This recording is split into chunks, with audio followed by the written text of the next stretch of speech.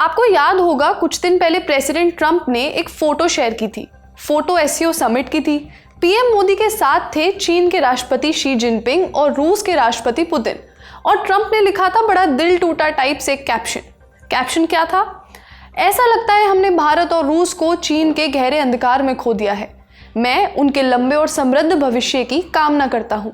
Trump के business adviser Peter Navarro Ukraine रूस के युद्ध को पीएम मोदी का युद्ध भी बता चुके हैं, लेकिन अब फिर आए हैं ट्रंप के ऐसे बयान जिनको सुन के आपको भरोसा भी नहीं होगा उन्हीं ने बोले हैं। कभी खुशी तो कभी गम। यूरोपियन यूनियन भी बीच में आ गया है। आज के खर्चा पानी में हम इसी पर बात करेंगे, तो चलिए शुरू करते हैं। नमस्ते, मेरा नाम है श्रुति और आप देख रहे हैं ललन टॉप का डेली फाइनेंशियल बुलेटिन खर्चा पानी। खबर है कि अमेरिकी राष्ट्रपति डोनाल्ड ट्रंप ने ईयू यानी यूरोपियन यूनियन से आग्रह किया है कि वे भारत और चीन पर 100% तक का टैरिफ लगाने पर विचार करें। फाइनेंशियल टाइम्स की एक रिपोर्ट से मालूम हुआ है कि यह रूस के राष्ट्रपति व्लादिमीर पुतिन पर आर्थिक रूप से दबाव बनाने के लिए कहा गया है। यह जानकारी एक अमेरिकी अधिकारी और एक ईयू डिप्लोमैट ने भी साझा की। रिपोर्ट बताती है कि ट्रंप ने यह अनुरोध एक कॉन्फ्रेंस कॉल के जरिए यूरोपियन संघ के अधिकारियों से किया। यूरोपियन यूनियन का डेलीगेशन इस समय अमेरिका के दौरे पर है। क्या यूरोपियन यूनियन भारत पर टैरिफ लगाएगा? भारत और ईयू के बीच कितना व्यापार होता है? अगर ईयू ने 100% टैरिफ लगाया तो भारत पर इसका कितना असर होगा? इन्हीं सवालों का जवाब आज हम जानेंगे। पर पहले समझते हैं कि ट्रंप ऐसा चाहते क्यों हैं। यूक्रेन युद्ध के बाद से भारत रूसी तेल का बड़ा खरीदार रहा है, लेकिन जब से यूक्रेन युद्ध शुरू हुआ तो भारत ने रूस से तेल खरीदना काफी बढ़ा दिया। आज की तारीख में भारत अपनी ज़रूरत का करीब 35% कच्चा तेल रूस से खरीद रहा है। रूस यूक्रेन वॉर से पहले भारत रूस से महज अपनी ज़रूरत का 1.5 से 2% तेल ही खरीदता था। इसी तरह चीन भी रूसी तेल का प्रमुख खरीदार है। तो ट्रंप का मानना है कि इस तरह से भारत और चीन रूस की अर्थव्यवस्था को बनाए रखने में एक महत्वपूर्ण भूमिका निभा रहे हैं। इसीलिए ट्रंप कह रहे हैं कि भारत रूस से तेल खरीदकर यूक्रेन युद्ध के लिए रूस की आर्थिक मदद कर रहे हैं। जैसा कि हमें मालूम है कि अमेरिका ने पिछले महीने भारत पर 25% अतिरिक्त टैरिफ एक पेनल्टी के रूप में लगाया था, क्योंकि भारत रूसी तेल खरीद रहा है। 27 अगस्त से अब ये भारतीय वस्तुओं पर अमेरिका में 50% के टैरिफ लग भी रहा है। अब समझते हैं कि अगर यूरोपियन यूनियन ने ट्रंप की बात मान ली तो इसका भारत पर क्या असर हो सकता है। इसको समझने के लिए हम पहले समझेंगे कि भारत और ईयू के बीच का ट्रेड क्या है, उसके बारे में समझते हैं। ईयू भारत के सबसे बड़े ट्रेड पार्टनर्स में से एक है। फाइनेंशियल ईयर 22-23 में भारत और ईयू के बीच 124 अरब यूरोज, भारतीय मुद्रा में बोले तो करीब 12,80,000 करोड़ कीमत का व्यापार हुआ। भारत दुनिया में जितना कुल व्यापार करता है ये उसका लगभग 12% है। फाइनेंशियल ईयर 22-23 में भारत ने ईयू के साथ जितना ट्रेड किया था उसमें 2.2% गुड्स का ट्रेड था। सर्विसेज में भी ट्रेड काफ़ी था, लगभग 60 अरब यूरो, इंडियन करेंसी में करीब 6,16,000 करोड़ रहा, जो वित्त वर्ष 19-20 के मुकाबले 30 अरब यूरो से 60 अरब यूरो तक आ गया है। अब जानते हैं कि भारत और ईयू के बीच किन चीज़ों का कारोबार होता है। भारत यूरोपियन संघ को इंजीनियरिंग मशीनरी, रसायन, पेट्रोलियम, इलेक्ट्रॉनिक्स, कपड़े और कृषि पर आधारित चीज़ें बेचता आया है। वहीं भारत ईयू से नई तकनीक वाली औद्योगिक मशीनें, विमान के पुर्जे, चिकित्सा उपकरण और दवाएं आदि खरीदता है। अब आगे बढ़ते हैं। यूरोपियन यूनियन और भारत के व्यापारिक रिश्तों में फायदा भारत के पक्ष में ज़्यादा है। ऐसा क्यों? भारत ईयू को जितना सामान बेचता है उससे कम खरीदता है, इसलिए भारत का ईयू के साथ चलता है ट्रेड सरप्लस। फाइनेंशियल ईयर 23 में भारत का ईयू के साथ गुड्स ट्रेड में करीब 16.5 बिलियन यूरो का सरप्लस था। ये एक बहुत बड़ा सरप्लस है ईयू जैसे संघ के लिए।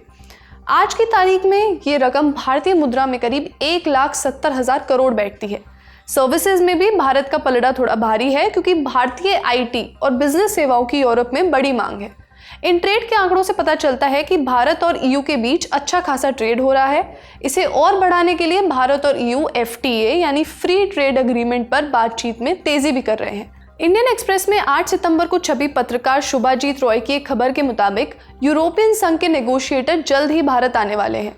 रिपोर्ट बताती है कि यूरोपियन संघ के ट्रेड कमिश्नर मारोस शेफोविच और एग्रीकल्चर कमिश्नर क्रिस्टोफ हेंसेन के नेतृत्व में एक 30 member high level team Bharat आ रही है। ये नेगोशिएटर भारत के कॉमर्स मिनिस्टर पीयूष गोयल और कृषि मंत्री शिवराज सिंह से मुलाकात करेंगे। कॉमर्स मिनिस्ट्री के अधिकारियों ने इंडियन एक्सप्रेस को बताया है कि पिछले 1 साल में भारत और ईयू ने 4 दौर पर वार्ताएं की हैं। इसमें विस्की, कार, ऑटोमोबाइल से संबंधित मुद्दों के अलावा कृषि जैसे मामलों पर भी बातचीत काफी सकारात्मक रही है। सूत्रों ने बताया कि कृषि आयुक्त हैंसन का दौरा बेहद अहम है, क्योंकि कृषि भारत और यूरोप के लिए एक अहम मुद्दा रहा है। बताया जा रहा है कि दोनों पक्ष डेयरी, चीनी और चावल को कृषि व्यापार वार्ता से बाहर रखने पर सहमत भी हुए हैं। सूत्रों ने इंडिया टुडे ग्लोबल से बातचीत में कहा कि ईयू इस साल के अंत तक ये डील करने की उम्मीद लगाए हुए है। एफटीए को और आसान भाषा में कहें तो एक ऐसा समझौता जिससे 2 या 2 से ज़्यादा देश के बीच जो व्यापार होता है उसमें टैक्स कम लगे या एकदम ही ना लगे। इन सब बातों को देखते हुए क्या यूरोपियन यूनियन ट्रंप की सलाह मानते हुए भारत पर टैरिफ लगाएगा? इसे समझने के लिए हम एक्सपर्ट को सुनते हैं। चाइना और इंडिया एक बड़ी इकोनॉमी होने के नाते यूरोपियन यूनियन के लिए फायदे का देश है, ट्रेड पार्टनर है, और इसलिए अभी हम उनके साथ अच्छा रिलेशन बनाने की कोशिश करें, हम अपनी तरफ से भी, और चाइना तो खैर उसमें देख ही रहे हैं, और इसलिए उनकी स्थिति भी थोड़ी सुधरी है। नहीं तो जो इकोनॉमिक क्राइसिस हो गया था उसमें चाइना अगर न गया होता यूरोपियन यूनियन में, जिसको कहते हैं बेल आउट करना, उन्होंने अगर मदद नहीं किया होता तो यूरोपियन यूनियन की इकोनॉमी बैठ जाती है और खराब स्थिति में आ जाती है। इसलिए यूरोपियन यूनियन यह परख लिया है कि चाइना और इंडिया दोनों मिलकर के हमको अमेरिका से बचा सकता है, यह भावना उनके अंदर में है। और जो पहले टर्म में ट्रंप ने अमेरिका के यूरोपियन यूनियन के साथ किया था, वह बेचारा मतलब बहुत परेशान था यूरोपियन यूनियन के नेता, हर सदस्य यूरोपियन यूनियन के, लेकिन कुछ बोल नहीं पा रहा था। तो ऐसे में यह देखिए कि अभी ट्रंप का एक एग्जाम्पल है कि चाइना के साथ जब सैंक्शन लगा था, आपको याद होगा तियानमेन स्क्वायर बोला कि डेमोक्रेसी पर अटैक है, तो चाइना पर सैंक्शन अमेरिका ने लगाया था। सैंक्शन के बावजूद भी जो यूरोपियन कंट्रीज थे उनके फेवर में, वो ये कर रहे थे, स्मगलिंग कर रहे थे उनके आर्म्स, एमुनेशंस एंड टेक्नोलॉजी वहाँ उस समय अब मिलियंस में कर रहे थे, ट्रिलियंस में कर रहे थे। अमेरिका के चाहने या न चाहने से कोई फर्क नहीं पड़ता है, लेकिन उनका रिलेशन बना रहा अंदर, मतलब नॉट इन पब्लिक डोमेन, लेकिन अंदर सब हो रहा था। और यही स्थिति बनी रहेगी, क्योंकि वो अपनी इकोनॉमी के इस पर कीमत पर कोई भी देश नहीं चाहेगा कि अमेरिका को हम माथा पर बैठा लें और कल हमारी स्थिति ही खराब हो जाए। अमेरिका भारत पर लगातार दबाव डाल रहा है और अमेरिका रूस पर कठोर प्रतिबंधों की बातें करता आया है, लेकिन साल 2024 में उसने रूस से लगभग 25,000 करोड़ रुपए का व्यापार किया। अमेरिका ने रूस से मुख्यतः फर्टिलाइजर्स, पैलेडियम और एनरिच्ड यूरेनियम खरीदा।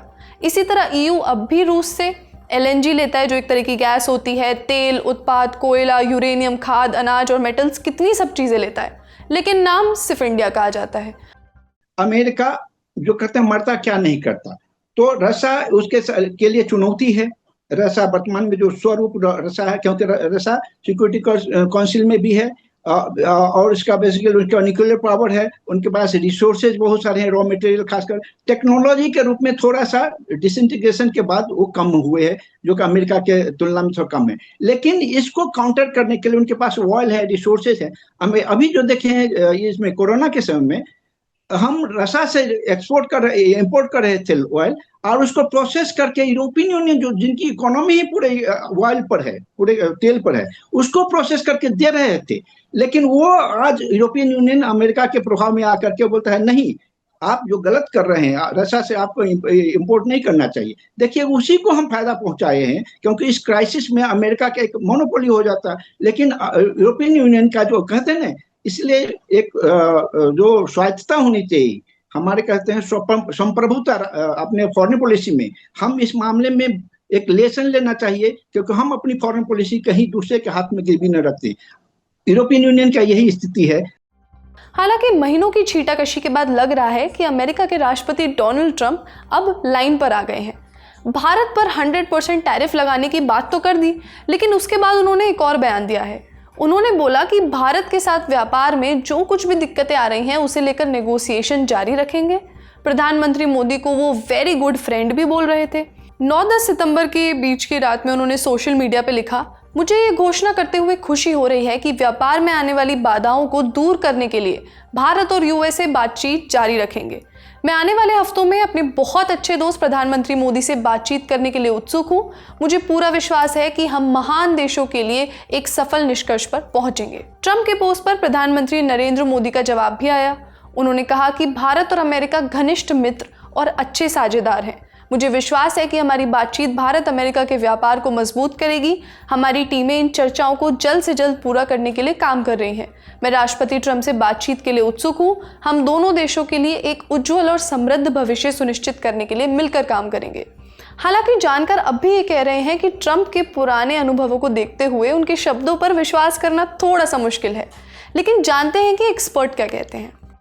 कई देश जो हैं डेमोक्रेसी के नाम पर कुछ लोग उनका एमुलेट कर रहे हैं, मतलब जो तानाशाही रवैया अपना रहे हैं। यह खतरनाक न सिर्फ अमेरिका के लिए है, यह हमारे जैसे देश के लिए भी है। इसलिए बहुत सारी चीज को अमेरिका जैसे कि बहुत सारी चीज को गंभीरता पूर्वक नहीं रखते। एक प्रेसिडेंट होने की गरिमा को ख्याल में रखना चाहिए। उसी तरह किसी भी देश के साथ जो उनका रिलेशन है और किस तरह का प्रतिक्रिया दे, किस तरह हम रिलेशन को किस हद तक ले जाएं और किस तरह के देश की जो अपनी परंपरा रही है, गरिमापूर्ण परंपरा है किसी भी तीसरे देश के साथ व्यवहार करने के लिए, उसको निश्चित रूप से ध्यान में रखना चाहिए।